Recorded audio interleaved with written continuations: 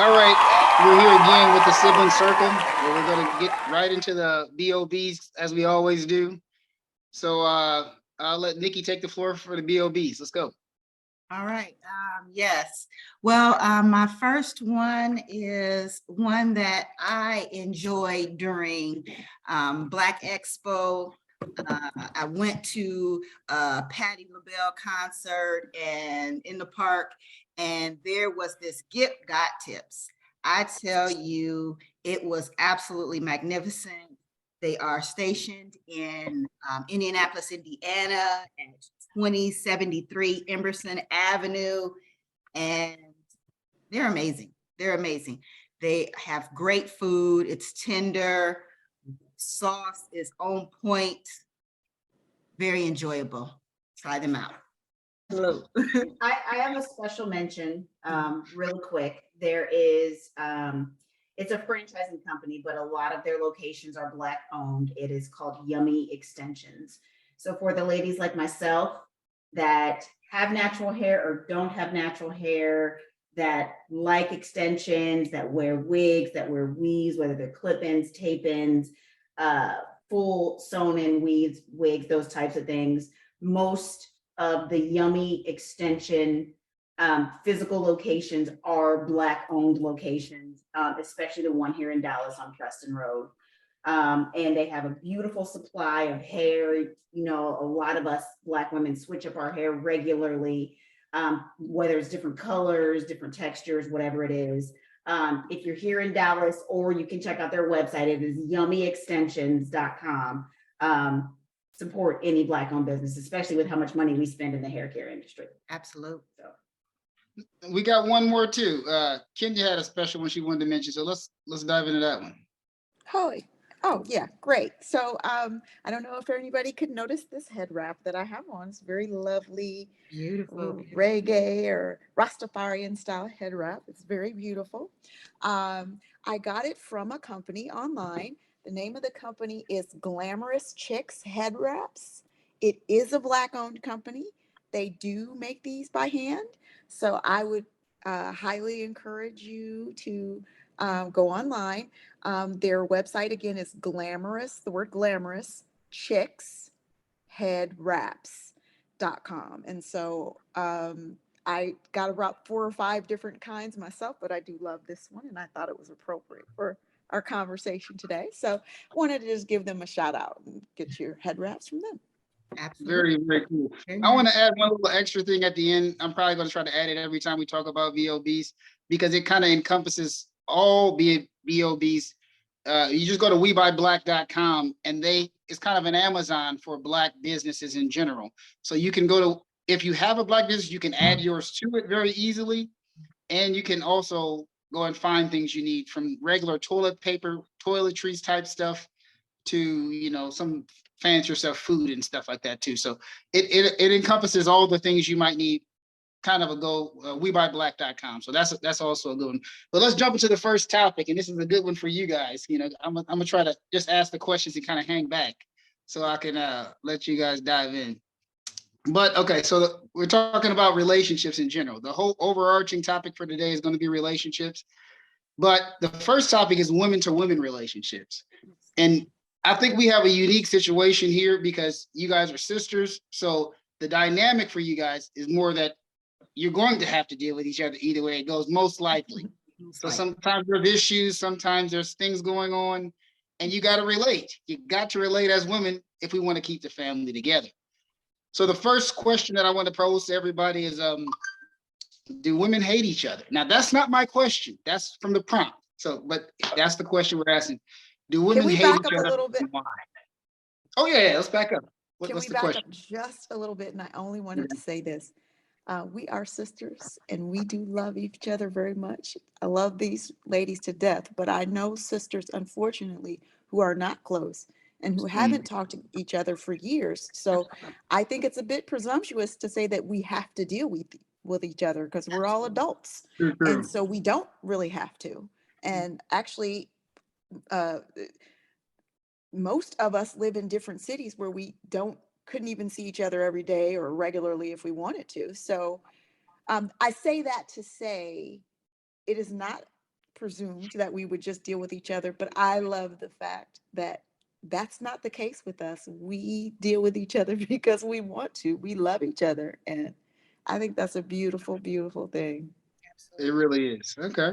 Okay. So, That's so I'm connected to my answer to your question, which is for me, I'm a very introverted person, so I have a hard time with people in general. Like my energy gets zapped dealing with people, so I spend a lot of time alone. But one thing I always could count on was that I had some built-in friends with my sisters, right?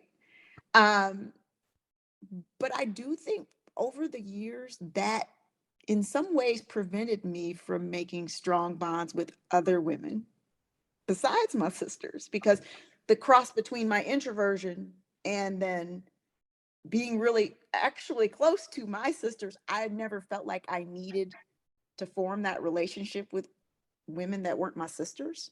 So I don't, it's been hard for me. I've had a few friends here and there, and definitely still friends to this day, even if I haven't seen her for 10, 15 years. But I guess I would be the first to say that I have trouble forming relationships with women, but it has nothing to do with dislike or contempt or hate or, it's, it's personality. I don't know, my personality, nothing to do with the yeah. women themselves, but my personality. Yeah, that's very interesting. I mean, I'm gonna keep letting you guys go with it, but me and Shaipu kind of had a little halfway conversation about this because I know my daughter, being the only girl, she has also had a lot of issues trying to make solid connections. And as you get older, it is more difficult to make solid connections with genuine friends. I want to say this. It depends on the woman that you're talking to when you're asking these questions, because the first question was, do women hate each other? Yeah. It depends on the woman that you're talking to. It depends on how that woman has seen herself and her siblings, her female siblings, and her mother in her life growing up, and how they react to other people and what she's chosen to do with her life beyond that. And I say that to say, the conversation that you and I had, I saw this clip on, these reels that go around everywhere. I don't know if it was TikTok or what. But the girl had mentioned about how she doesn't have she said, any really close female friends. And she said, it's because she really values friendship and is very selective with how she values friendship, just like a relationship. She said that there are so many people that she knows that keep friends for years just so they can feel like, I've got this best friend, where you halfway don't trust this person, but you use them for going out of town to look like you're having fun. You use them to socialize, just to have people around you, just to perceive that you have close friends, whereas you don't even really connect with that person until it's time to go out and hang out or things like that. And that's what I see a lot lately, is people being, I don't know, I guess it's not really a way to call it, but clickbaity type friends, to portray that they have this wonderful connection with so many people, or instead of what is really real. And I think that in my conversation with Kashari, that's one thing she struggles with, is she's not willing to settle when it comes to finding that, she said, soulmate friend. Yeah. And that makes a lot of sense, because there's so many people that are. Yeah. And that makes sense, Shaipu. I've never heard that, but like when you were talking, I was like, oh my God. Like, I mean, I know for me, because I have what I feel are built-in friends with my sisters, that made my criteria for friendship really, really high, which is why I don't have a lot of friends, is because I truly like to be around people who I can trust, like I can trust my sisters. And you're not going to get that anywhere. And I have it already. So for me, the bar is set pretty high for who I have in my life and in my space. So I never thought about it that way, but that makes sense.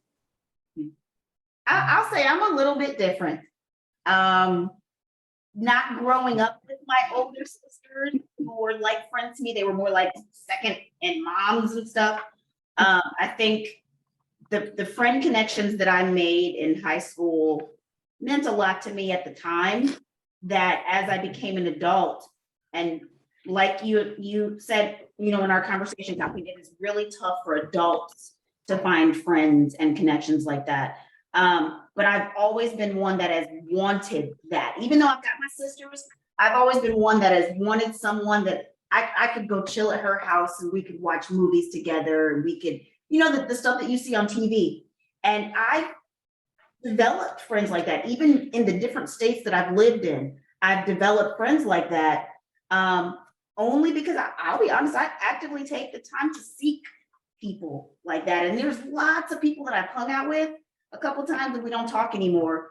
But I search for that, because while I love being around my family, I love you all, the proximity of where my sister friends are is not conducive to me driving over her house and having drinks. Or wasn't in the past conducive to me driving over her house and having drinks and us watching movies. So when I lived in Memphis, I looked for that. When I lived in Houston, I looked for that. And out of all the friends that I had been through, I maybe have found one or two people that I'm still friends with to this day. And it means, to the point where I call them my sisters too.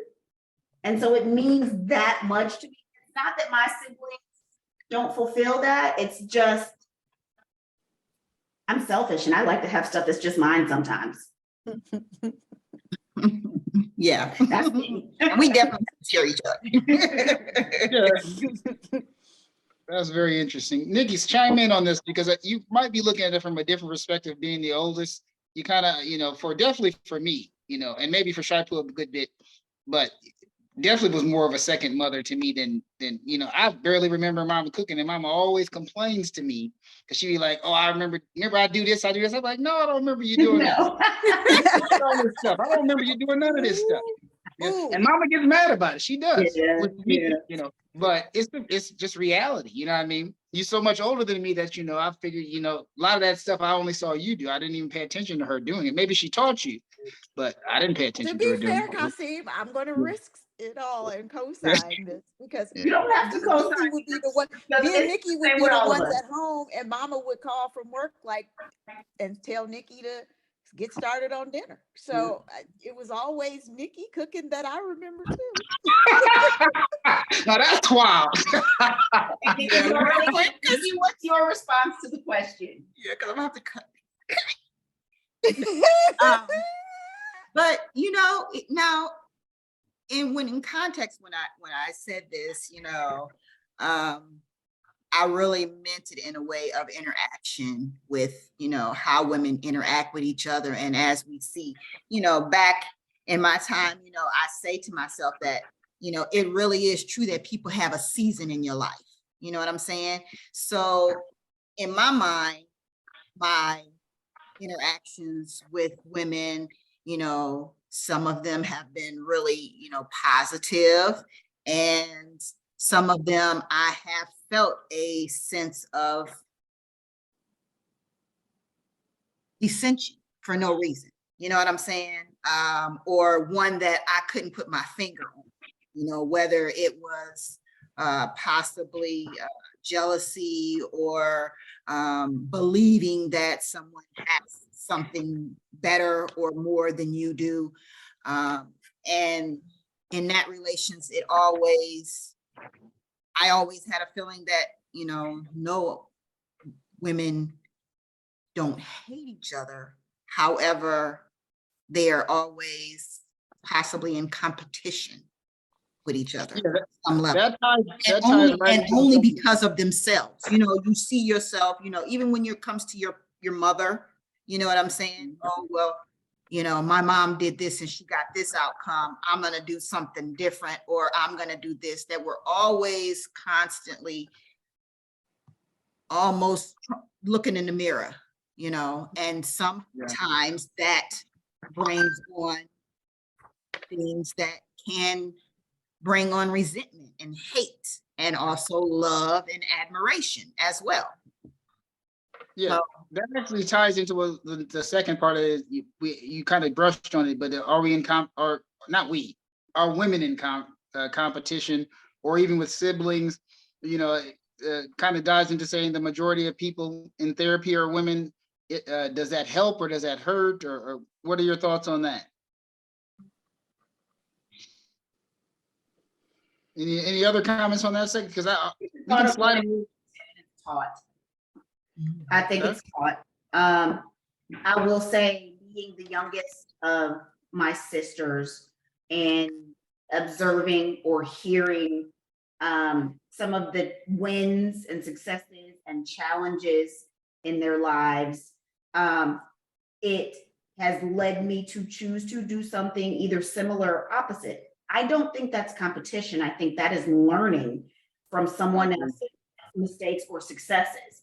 But I think competition is taught by not only your parents, by your grandparents, and it may be something hereditary from them, but I feel like in my upbringing, a lot of what was brought to me by parents or grandparents or others, that you don't want to do this like blah, blah, blah did, or look what this person is doing and how great they are and blah, blah, blah.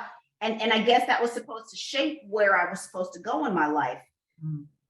But as I've gotten older, and even, I'll be honest, after college, because I was wondering what I was going to do. After college, I discovered that what's best for Kenya is not what's best for me. What's best for Nikki is not what's best for me. What was best, or what happened with mama or whoever else, may not have been what was best for me. And I decided to determine what was best for me. And it pulled me, in my mind, away from feeling like I needed to be competitive with my sisters. That way I could support them physically, mentally, spiritually when they needed me. And I could congratulate them when there were things that they did that called for that. So it wasn't a, damn, she did this and I wish I could do this, or how can I do this better, or nothing like that. I was purely happy for whatever goals they had, or purely sad for whatever issues they had. And I decided that from what I learned, not everybody's path was the same as mine. And that to me, that's what helped me not be in so much of a competition with anybody but myself. That's a good place to be. Actually ties into what I think, and this is me touching on it a little bit. Competition is really a society thing, not men or women or whoever. Competition is a great thing for men, but actually competition breaks down women's nurturing and their personality. So when men are competing, it iron sharpens iron. It makes a man better. It makes them work harder. It makes them do more. When women are competing, it makes them kind of damage their community or their family or any other situation. So it's just a society thing. Capitalism kind of puts women in a place where they compete at work, but they shouldn't be competing that same way with their family or with their community or at home. And it's a bad thing for women, but it's a positive thing for men, honestly. Yeah, I agree with that. But that's something that you actually know, and as a woman, that is something that if you actually know and recognize, then you are able to manage that competition with other women. Because I'm an executive at a large company. I have other women executives that I work with where women in our industry is very few, let alone it's less than 2%, let alone Black women. So I see that as, what can I do with my girls to help us all move up, versus, oh, she gets to talk to this person, I don't get to talk to that person. You know, I look at it as, what can she do to help me and what can I do to help her so we can move together? And in my mind, whether she's thinking that same way or not, whatever I do to assist with whatever the situation is an improvement from where we are from the start. But that's if you recognize that competition can be detrimental, because it can, especially with women in business. Absolutely. Yeah. We're going to dive into the last section of this category, women to women. So the best ways that from the points here, the best ways we're saying that women can meet and make these kind of connections It says sororities, churches, school, work, hobbies, different type of organizations. You both say, all of you guys have kind of hinted at it's hard to make these relationships. Are these avenues kind of what you use to bridge the gap, to have some common interests, or is there other things you might think? For me, so let me speak to, I don't have I live in Atlanta, and I think we've gone over this, and the rest of my siblings are in Texas or Kentucky. So I'm here by myself, right? And I also work from home remotely full time. And being divorced and having custody of my kids majority of the time, what that leaves is a combination of those things leaves me, first of all, not a lot of free time, but then secondly, when I do have free time, I spend so much time at home or with my family that I don't know how to meet other people, right? So surprisingly, the one close girlfriend that I've met since I've lived here, we met in a Facebook group, and I don't know if that's Okay. uncommon now. I meet people now all the time that say they've met on Facebook in some way, shape, or form. But we met in a Facebook group, and then we became friends in real life. So I guess to answer your question, that was my answer to your question, is I don't have a connection to a lot of those more traditional ways to probably meet people. And so I don't know that I considered them as a resource right now, as with a lot of things, dating and all of the other things that are happening online. I guess it makes sense that we can make friends that way too. Absolutely. You have a shared interest if you're in a common group together. There's something that brought you both to that group. So I guess you started from there. Absolutely. And I agree. I mean, it's still a group. It is the more modern day to congregate with people, even though you're not physically there. I will say, in my opinion, my experience with sororities and churches and school and even work friends has still been the same kind of crowd. A lot of it's surface. A lot of it is you go for drinks and that's it, and you chat at work and that's it.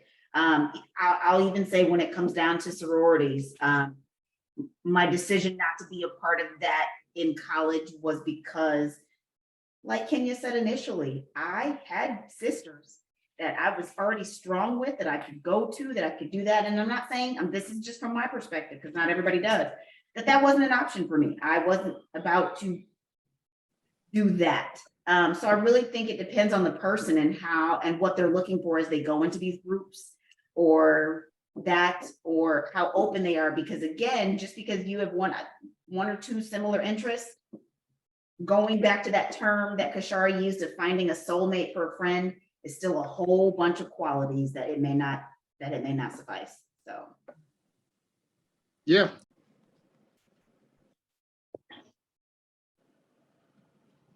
All right, because you decided to write the topic. On the women's side, you said, do women hate each other? And on the men's side, you said, do Black men love different? So that's kind of interesting that you decided to do it that way, but we're going to just dive into, do men love each other? Do men care about each other? How do men's relationships work? Go ahead and start, Robert. Let me just let you dive into that real quick. Okay, so the way I feel, like, number one, with myself and Kasim, the way in which our relationship works is mutual respect. It is having to trust in one another and just knowing that you have each other's back. So I think that is the foundational piece of where a true, like, man relationship would fall. I agree with that. I mean, that's how simple men's relationships are right there. Let me just get that to you. I don't even got nothing to add to that, really. You know what I mean? Because the foundation of every relationship for a man is respect. The reason why men and women get sideways so often is because women don't understand. They disrespect very easily. But man to man, we know that, hey, if you disrespect me, I might have to beat your ass. So that's why Robert know he don't want his ass whooped. So he got to respect me. No, I'm just fucking with you. I'm just messing with you. I just mess with you. That's all. But that's kind of no, really because in a it's like, nutshell. and it takes time. It's like, say that you start to let another new person come into the fold. You're not just going to automatically say, yeah, we good with that person. They're going to have to, establish that, and it's going to have to be a bond, and it has to be in a mutual agreement. And just because Kasim cool with somebody doesn't mean immediately I'm going to be cool. I got to feel about myself. Yeah, absolutely. Like about men-to-men relationships. David, go ahead and say what you feel about how do you relate with other men. Essentially, when I met you, you was trying to get at my sister, so I didn't like that shit. So that wasn't a good interaction for me. But over the years, I treat you're a brother to me just like Robert's a brother to me. You know what I mean? And even at some point, Robert and them had to kind of accept you into the fold in that kind of capacity. You know what I'm saying? Tell me how you feel about that. Let me see. Well, I appreciate y'all letting me be on y'all first. Appreciate y'all letting me be on y'all podcast with the what's the name of it? Sibling Circle. Sibling Circle. Appreciate that. Shit. When we first met, when we weren't like, we were just young adults, young men, teenagers at that point. So maybe we didn't have a full understanding of manhood or whatever that was back then. But I think men, we have no problem holding each other accountable, stuff like that.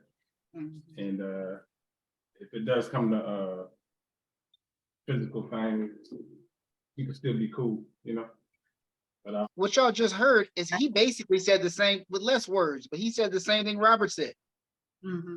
Understanding that men has to start with respect, and even if things get disrespectful, we can handle it one-on-one, and then that settles it. There's no lingering issue. Even if it has to be a physical issue, there's not a lingering issue usually. No pettiness. Yeah, it's not as petty, So let me just go into the second part of the question. Explain how you feel about competition. So men's competition, do men compete with each other? Is it a good thing? Is it a bad thing? How do you see competition between men? It's just, can I speak on that one? Absolutely. I just think it's just like, it's a male dominance in that area, to where you want to show that you can, I guess, that you're able to stand your own ground. You get what I'm saying? So that that you're not the weakling. So I would venture to say it's just like how lions would kind of, in their territory, to say, okay, who is the dominant in this? So like, I would say this, there's a respect level I have when it comes to Kasim, when it comes to wrestling.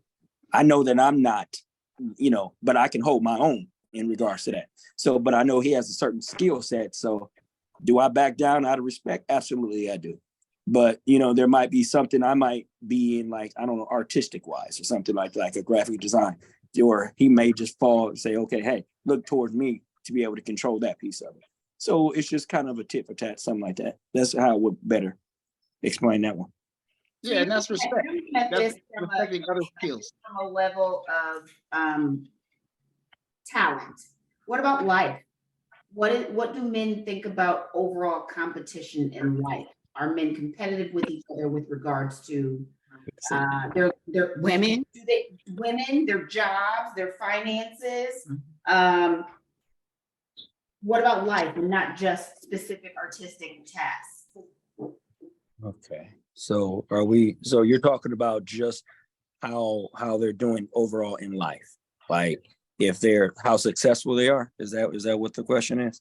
Success down every single path. Successful in life, successful in business, successful in relationships. So in that case, I believe it's all about trying to support one another and try to make sure, if they are, quote unquote, your brother or someone that you're close with, you're going to do whatever it takes to make sure that they're in good position, because you don't want to see them down. There you go. Yeah. And also that means that you're competitive too. So if your family's doing well, you want to see your friend's family do well. You want to see your friends have a cute wife if you got a cute wife.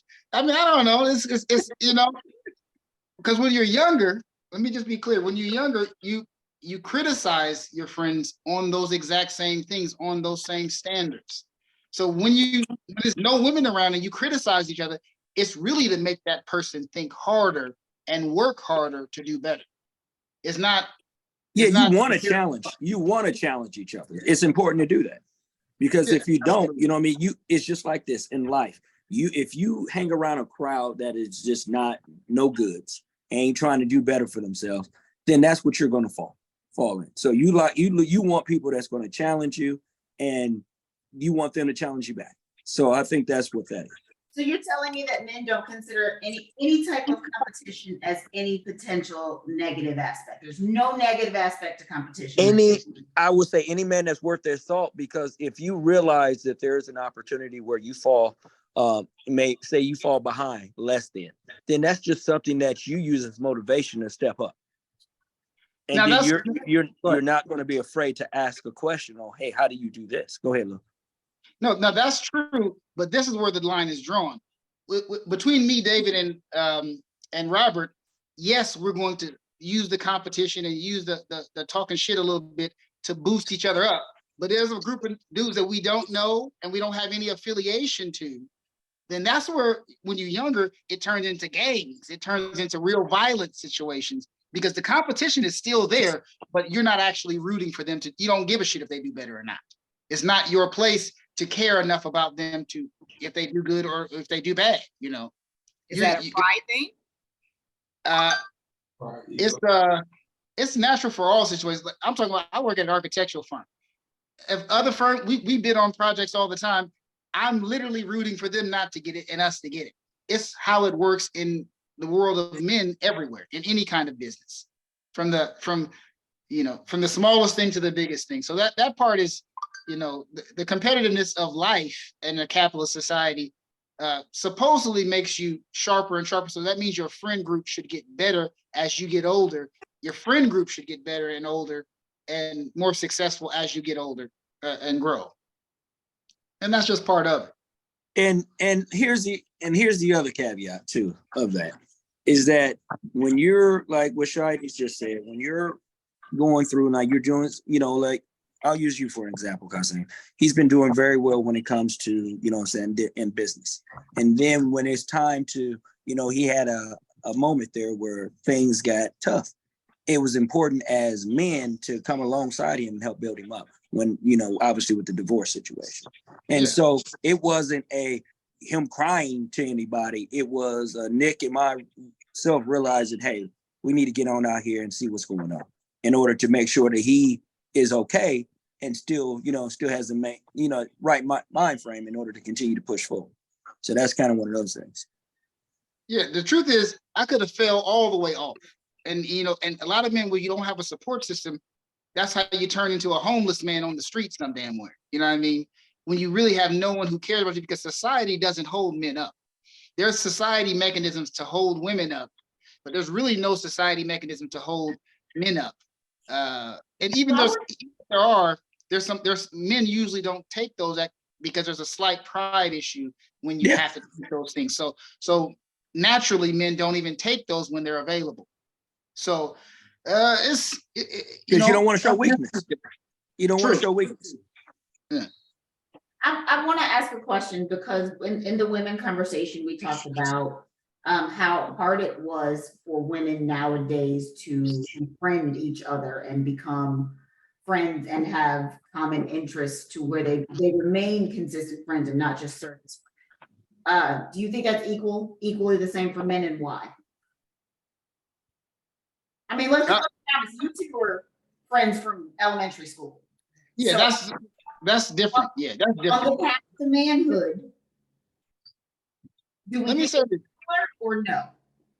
No, I think it's just as hard for men and women to make new friends. For brand new friends that you didn't know from little kid stuff, I think it's equally as difficult for men and women. Like you said, I'll give an example. I'll give an example. When we went down to Texas, right? We didn't know nobody but you, Lou, at the end of the day. And you had a dude that was your roadie, right? Yeah. And so that's where that trust factor comes in, you know, because Kasim accepts him based on what we know is acceptance criteria. We also roll with the punches, so to speak.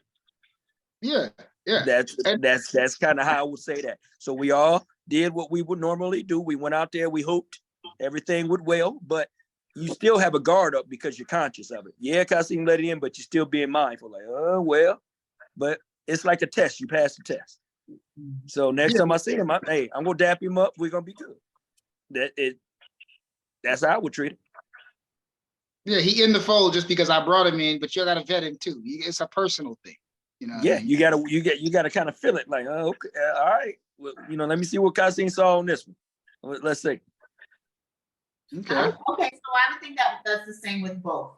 But when an adult male decides to pursue a friendship or become a friend with not someone that they've grown up with, what are the criteria that get you to that point? And I say this because So Dave and I've been together for a long time.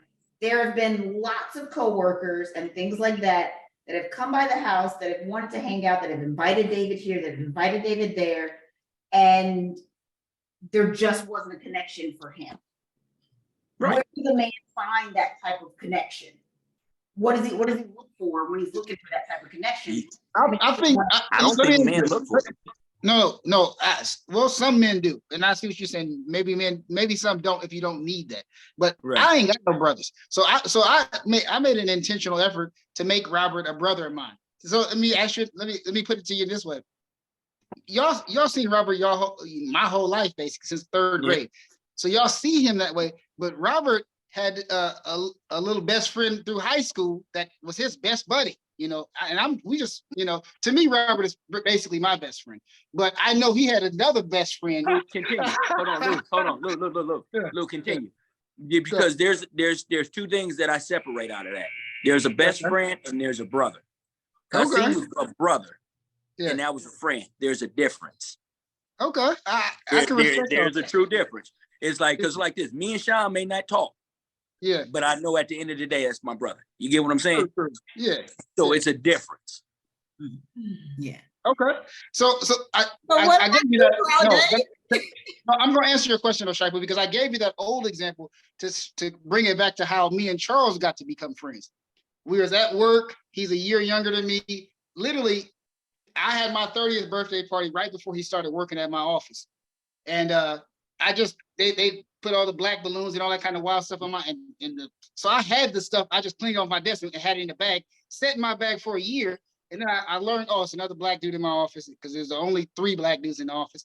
And I said, I got all this stuff. He's turning this age. We became friends because I threw him a party at work. He was brand new there. He didn't even know nobody like that. You know what I mean? So let me say, here's what I put the effort in that, you know. Here's what I'm deducing from that.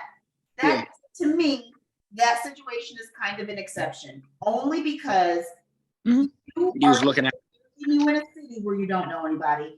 Charles is not from here and doesn't have longtime friends here. You both were looking for something. Maybe not thinking in that moment that you were looking for that connection, but you guys were looking for that local connection. And I would say yes. Probably yes. That's not normally what happens. Right. It's a caveat. A bunch of friends that he used to hang with and stuff when you guys first met. Say that again. I didn't understand. I said, did Charles used to have a bunch of other friends and stuff that he used to hang out with when you guys first met? No, but I don't think anybody does. I don't think anybody does. It is something like, Kashari tried to use the word soulmate or whatever. It's somebody who just has to mesh with how your personality works. Yep. I mean, Charles was born March 3rd. He's a Pisces like me. Literally, our personalities are very similar. You know what I mean? I'm pretty laid back. He pretty laid back. We have very similar personalities as men. You know what I mean? The situation was also the same. He was not from Dallas and not very familiar with a lot of people. So he was also, without knowing it, looking for the same thing that you were. It was open. I would say so. I would say yes. Yeah. And that maybe the situation has to be that way for everybody. It has to be kind of a certain, like, that's why work friends kind of fade off That's why Yeah. other people kind of fade off. But you got a situation, you got to find a situation that works. And that's, you know, a hard thing to do. Is like finding a wife or something like that. You got to find a real situation that can work. At my age, even before I got to this age, I can give about 2 shits about making a friend. Yep. Okay. Me too. Yeah. But yet And that's a man thing. But yet the ones that you have, 20 plus years. I get it. And you could have gave 2 shits about making a friend when you met them. Mhm. But something clicked and you got, and none of them live in the city or in the state. And you guys have remained friends for 20 plus years because whatever connection that you didn't know you were looking for at the time, you made with them that was endless. Yeah. And you guys made the effort to continue to be friends, to continue to stay connected. Yeah. I mean, you gotta give an effort, I guess, but it's not an effort. For new friends. I don't know if I can cut something. No new friends. We adults. Absolutely. Yeah. Okay, so if we've exhausted this topic a little bit, let's dive into a little bit, you know, everybody here. So we want to talk a little bit about arranged marriage. Now that's just switching the topic all the way around. Arranged marriage, dating, relationships. David and Robert, y'all can assist because you know it's gonna give a more male perspective. Okay, maybe we'll do a segment on each of the singles, and we're starting with me, right? So that's what the sibling setup is. So it is a form of kind of arranged marriage, or it's kind of playing off that idea that, you know, when marriage historically was an arrangement between 2 families, right? They typically meant it was a business partnership in some way. You know, they were going to be exchanging some sort of power relationship by connecting their children in marriage. That typically meant was a hypergamous marriage for the woman as well. So the man was the provider, and they were marrying into. But sometimes the woman's family is the one that had the money, but that still provided opportunities for the husband to you know increase his success. Anyway, we're doing a version of that, or a small kind of deviation from that, where my siblings are trying to set me up on, I guess it's like a blind date or whatever. I don't know what to call it anymore. Yeah, and we're gonna make it happen. And since we got some extra male perspectives, let's dive into asking her some questions. So both of you guys are married. That's fine. Lord. I know that you guys are married, and being married is a beautiful thing. But let's ask my sister a question that a man might need to know to date her. Exactly. David and Robert, I want y'all both to come up with a quick question on the spot. You can do it. Sure. What is your criteria? What are you looking for? What's your criteria?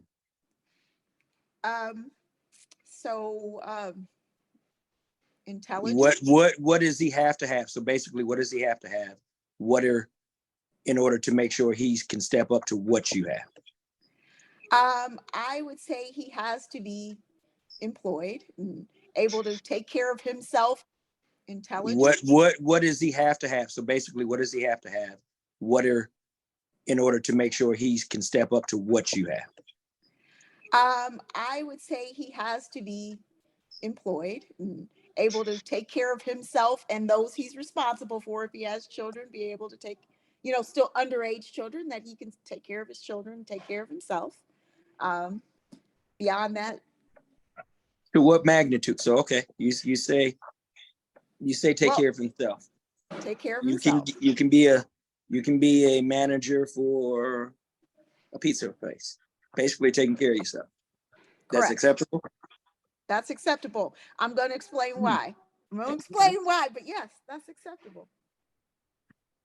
You see everybody looking at you. Oh, you explain why. Go ahead. Okay. The reason that's acceptable because my criteria isn't necessarily that somebody be in a certain type of job or type of career or even at a certain income level.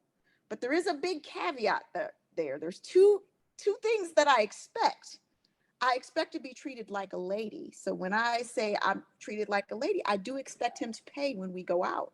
So I'm not going to make a criteria of what kind of job he has or what kind of income he has, but he needs to understand if he is able to have the type of disposable income he needs to date, right? And to Okay. be to have that, chivalry and pay when we go To out. court you. Yes, to court me. The other piece to that is that I enjoy doing a lot of different types of extracurricular activities, and one of them is traveling internationally. So he needs to be paid. He also needs to. No, he doesn't have to. No, he don't have to pay for that. Oh, he needs okay. to be able to. He needs to be able to afford to go. And if I am the type of person that if I said, "Hey, I'm going to Africa this year," You going? He needs to I'm go. not talking about. I didn't ask a price tag. I said I'm going to Africa this year. And he needs to be able to keep up with that because I want to go with him ideally. So he needs to be the type of person that also is not like, oh my God, how much is that going to cost? It's going to take me 3-4 years to save. So again, income, type of job doesn't matter, but he needs to be responsible enough with his finances to know if he can afford to have that type of a relationship because Fair. when I'm ready to go, we not scrimping and saving, we going. Okay. Yeah. David, chime in and ask a question. See what we got. This might be a little thrown off, maybe slightly. Question posed is how would you feel about a man who is religious or excessively religious, and he wants to court you? How would you feel? That's an excellent question. I'm going to be upfront that we probably would not be compatible. I am a free-spirited, open-minded kind of person who is not bound by religion. And even though I am personally open to whatever religion. He can be whatever, if he calling himself an Israelite or Muslim or whatever they are. I don't care. He would just need to appreciate that he cannot impose his belief system upon me. And I'm a free spirit, so I'm never going to be bound by that. Makes sense. Okay. Can I ask a question? What do you say? Can I ask a question? Yeah, absolutely. Ask questions. I have two actually. What are your deal breakers and what is the age range that you would like? I like this question. This is a great question. Let me start with the age range. And don't judge me, but okay. So I'm going to say my age range would be 40 to 55. No. Okay, see, What? And don't judge me too also. Go ahead. Because I knew you were going to have something to say. Okay. But she need to go to 60. Period.